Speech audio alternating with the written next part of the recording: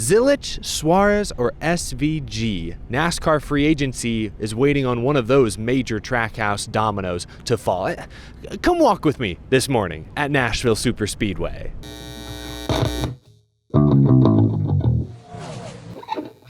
Happy Saturday morning, folks, from Nashville Superspeedway. My name is Eric. Welcome to Out of the Groove, quite literally on the go. I always call these in-person at-track episodes on the go, so today I figured I'd actually get my steps in this morning. The weather is beautiful. We are truly on the go, walking and talking. Last night's Truck Series race was a great kickoff to Nashville triple header weekend. Shout out Rajah Caruth getting his second career Truck Series victory. Spire Motorsports, I don't know if y'all have noticed. I noticed it last night when Kyle Busch was running 15th most of the evening, but Spire Motorsports' truck program isn't as sharp, isn't as dominant as they've been in recent years. So great for Rajah to turn things around, lock into the playoffs, had to hold off two of the best in the business, Corey Heim, Lane Riggs. That move he put to shut the door on Corey Heim, aggressive right up to the edge without being dirty. Heim, I think, appreciated after the fact. Did you hear in his interview? He took a subtle shot, maybe a subtle jab at Lane Riggs, racing for the win with someone who isn't gonna wreck you. Great racing between three young drivers that I really believe in. Y'all know I believe in Corey Heim. I've said Lane Riggs is a tremendous young talent. And Rajah Caruth, he's been a friend of the show since 2018, 2019. I've seen this kid grow up. He's a real student of the game. Awesome to see him rewarded for his work and his effort. That was an awesome race last night. But here today, I want to talk about an article from The Athletic, Jordan Bianchi doing his kind of first free agent or silly season update of the 2025 season. According to The Athletic, Trackhouse has some major decisions to make. Justin Marks told Jordan Bianchi that they have not made any decisions on their 2026 roster, though Bianchi notes that Chastain is under contract for multiple years. So the big question are the other three drivers. Daniel Suarez, we know, is on just a one-year deal. His contract expires at the end of this season. Shane Van Gisbergen, Cup Series rookie, already a Cup Series winner going back 2 years ago to the Chicago street race. And Connor Zilich, 18 years old, turns 19 later this summer in his first full-time Xfinity Series season, making a few Spot Cup Series starts.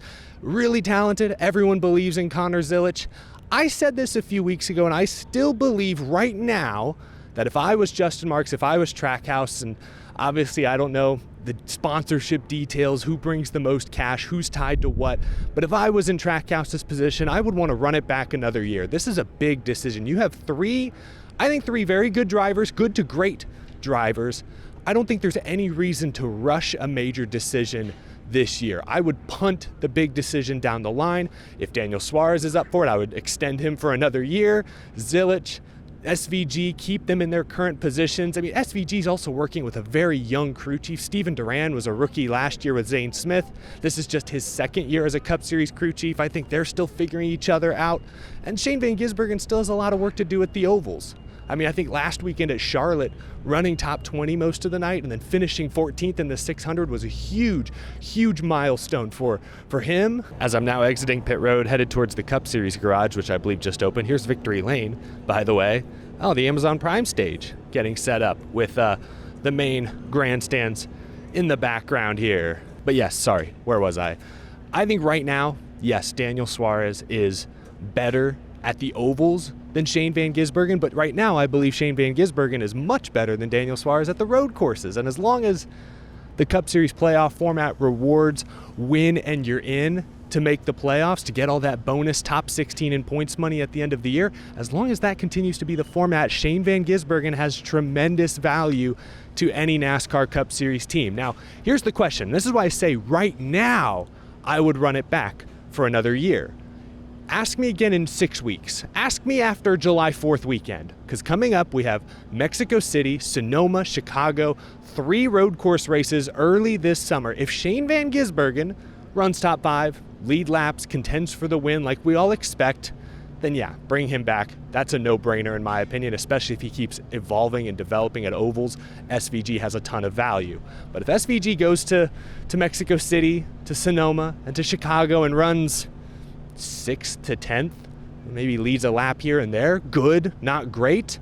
Ooh, if that happens, if the rest of the field has already caught up to SVG's road course prowess, then I'm sorry, it's been a fun story. It was a great flash in the pan moment last year, but if that happens, then I'm afraid SVG does not have much value in the current NASCAR Cup Series. Still a tremendous race car driver, but it's hard to adjust to a completely new style of racing, a completely new sport in your mid-30s. So I don't think that's going to happen. I think Shane Van Gisbergen is going to contend at every road course this season. I mean, Chicago last year with Colleague, he had maybe the best car before he got wrecked in the rain. So as you can see, guys are working on stuff early in the weekend. Cup Series practice and qualifying coming up in a few hours. Kind of cool, kind of fun. Just walking and talking. Don't know if we'll run into anything interesting while we're out here, but that's my take. If I was in Trackhouse's position, and again, I don't know the extent of their contracts or their sponsor relationships. I think Suarez has good sponsor relationships. I would run it back for another year. That's what I would do. Punt this big decision down the line. It's a big one. And there's no harm in letting 18-year-old Connor Zilic cook in the Xfinity Series for another season. I would punt the decision down the line, but that's my take. Anyway, interesting though to hear from The Athletic, from Jordan Bianchi, that Trackhouse likely will be the biggest player in free agency this year. They have at least one big decision to make. A couple other notes from The Athletic report. Denny Hamlin also in a contract year, though it's expected that he and Joe Gibbs Racing will continue their 20-plus year relationship together. The interesting thing there will be if Progressive or another major sponsor extends or signs up on board, because with FedEx bowing out last year, that is still a pretty major gap in their lineup that they need to fill. But yeah, Hamlin likely to remain with Joe Gibbs Racing, not a shock. Speaking of Hamlin, Bianchi also mentioned that 2311 Racing's lineup is set for next season. Bubba Wallace, Tyler Reddick, and Riley Herbst are all signed for next year. I guess lawsuit depending. I guess that could be an interesting wrinkle or variable. You never know. But that means that 2311 development driver, 4-time Truck Series winner this season, 15-time career Truck Series winner at age 22, Corey Heim, is going to have to wait at least one more year if he wants to race full-time in the NASCAR Cup Series for 2311 Racing. 2027 at the earliest if we want to get Corey Heim in a 2311 Cup seat. If I'm Heim, sure, I'm a little frustrated. I think he said all the right things publicly. He's just happy to have a manufacturer like Toyota, a competitive team like 2311 believe in him. He's got a great situation at Tricon where he can continue to rack up Truck Series stats, maybe set some records before long. He's saying all the right things publicly, but deep down I think he knows, and everyone in the garage knows, that he's a Cup Series driver right now. I think Corey Heim could be in that 35 car right now and would be running better than the 35 car is currently performing. But it's also a money, it's also a numbers game, and that's where Riley Herbst has Corey Heim beat. Don't fault 2311 for making that business decision, but I hope that business decision doesn't eventually cost them a prospect like Corey Heim. I don't know the details of his deal, if it's a 2-year deal or if it's a 5-year deal or what kind of commitment he has made to them, but I hope they eventually make the same commitment to him.